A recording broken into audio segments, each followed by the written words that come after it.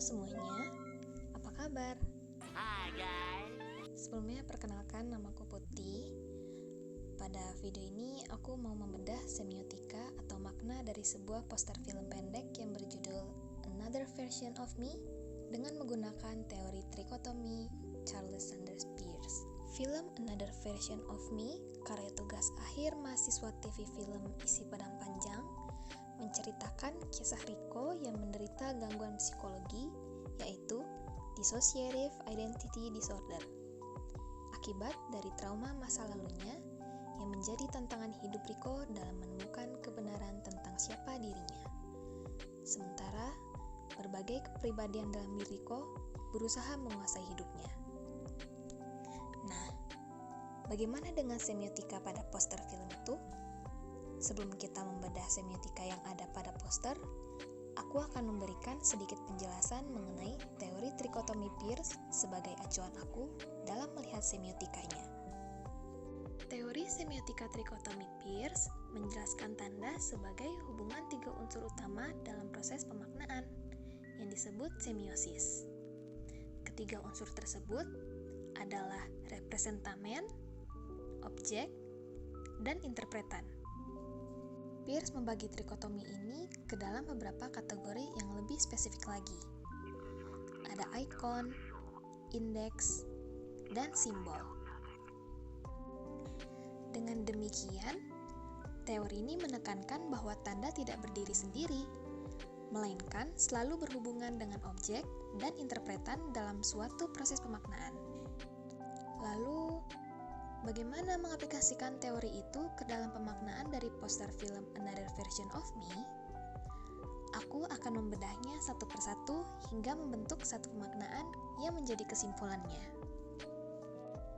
Yang pertama dari judul filmnya, yang aku notice, Another Version dengan kalimat yang sama, di bawahnya dalam kondisi terbalik. Itu bisa menjadi ikon yang memiliki simbol, ada versi yang lain dari karakter utama.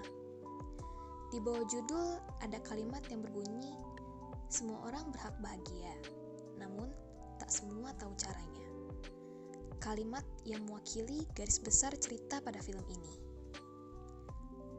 Bagaimana dengan bayangan tiga orang ini? Kita tidak tahu siapa-siapa saja mereka, tapi kita bisa sepakat kalau bayangan yang di tengah itu merupakan karakter utama dalam film ini, ya Rico. Lalu, bagaimana dengan dua bayangan di samping kanan kiri Rico? Kalau kita perhatikan lagi, kedua bayangan itu terlihat sedikit transparan dan tidak sepekat bayangan sosok yang di tengah. Ini bukan menandakan makhluk asal atau hal mistis lainnya ya, melainkan dari segi ceritanya, kedua bayangan itu merupakan sosok diri Rico yang lain. Tapi, kenapa semuanya gelap dan hanya ada sedikit cahaya dari lilin?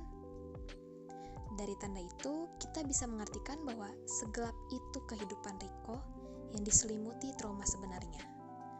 Tetapi, cahaya dari lilin mengartikan kalau dia masih bisa menemukan jalan keluar dan kebahagiaan atas dia sendiri. Kita juga bisa melihat ada mangkok, piring bekas makan, teko, dan gelas yang menunjukkan potret itu sedang di meja makan. Saat di meja makan itulah, selain kita makan bersama, kita juga berbincang-bincang, menunjukkan kedekatan yang hangat dengan keluarga dan saling terbuka.